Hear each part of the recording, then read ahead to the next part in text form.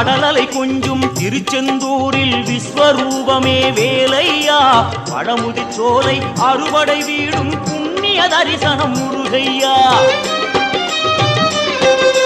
திருநீர் அணிந்து வரும் போது நெஞ்சில் நிம்மதி பிறக்குது கந்தையா முகனே சிவனார் மகனே உன்னை பாட பாட சுகமாகுதையா வேல் முருகா அரோகரா